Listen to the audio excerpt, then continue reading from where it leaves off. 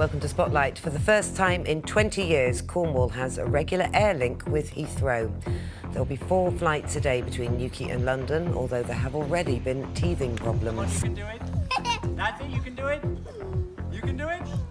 You can do it. High five! And how a study trip to South Africa for this Plymouth man turned into a mission to help orphan children.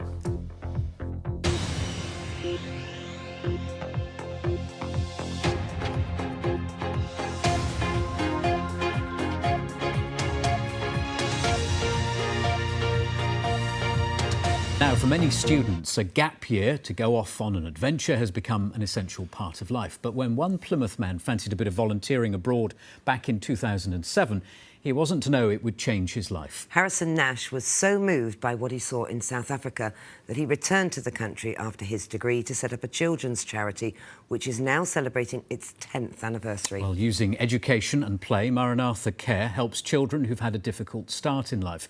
We'll be talking to Harrison in just a moment. But first, here's a look at some of the work he's been doing at the charity's base in Port Elizabeth. Hi, my name is Harrison Nash and I'm Charity Director of Maranatha Care Children. Ready?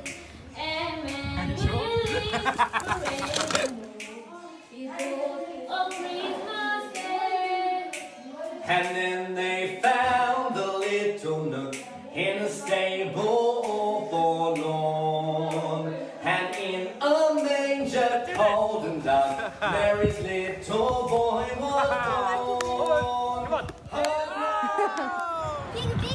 Our pigs, huh? Yes. Well, that's nice.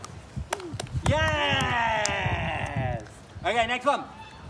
Come on, you can do it. That's it, you can do it. You can do it.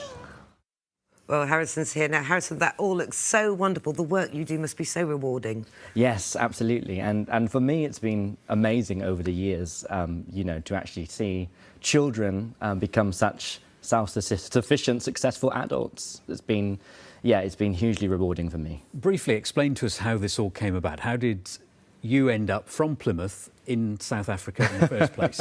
Well, yes, I finished school, Devonport High, and originally I was going to be doing English media marketing in London. I just decided I'd taken an interest in South Africa and in Nelson Mandela, and I thought, let me do some volunteer work over there. And in the short time I spent, 4 months, I realised that there was scope to make an even greater difference. So I went back again, explored the options, and it led to me setting up a charity because I thought over a long-term period you could really make a huge difference to the lives of these children in care. And you obviously have. Is it hard work, though? Yes, yeah. I mean, it's challenging. There's never a dull moment. But I love what I do. I'm incredibly passionate about it. And, you know, to see the outcomes and the success stories that we have from what you would say could be a hopeless case when you first get in, but actually those children, become superstars. I mean, for me, they really are heroes. And tell us a bit more about their background. What sort of lives are they coming from when they reach you? Yes, well, we have children who were on the streets, children who were survivors of abuse. We've had children who were abandoned, many orphaned, highly vulnerable children.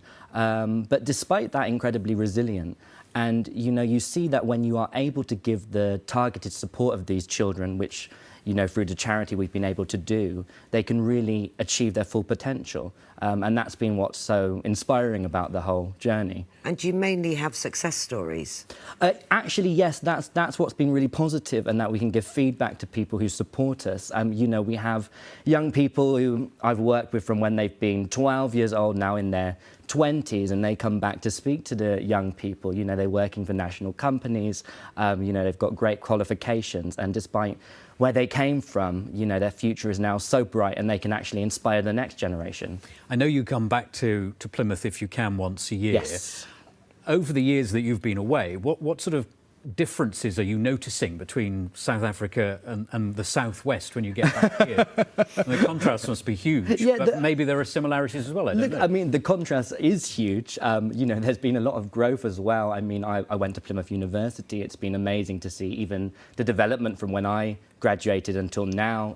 Devonport High, my old school, I always try and talk to the students and the pupils about the work that I do, and it's been amazing to see those developments in Plymouth as well. You know, and that's also been an interesting thing on a yearly basis. Do you ever think you should be doing your amazing work here in this country? Well, a lot of people would ask that, and of course, I think, you know, many people, my family would love to have me back here, but also they've been incredibly supportive. You know, my parents have come 3 times out to Port Elizabeth. They've been there and they've had Christmas with the children, and, you know, they've really seen, I think, the positive impact because they've actually got to know them as well.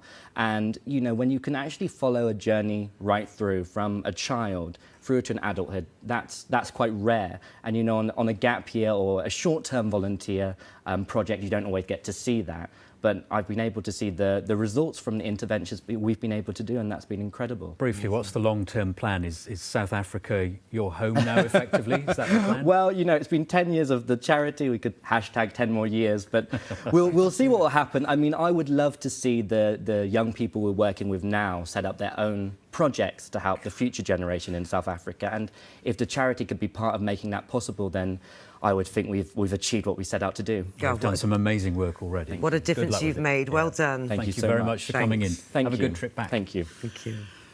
Now, here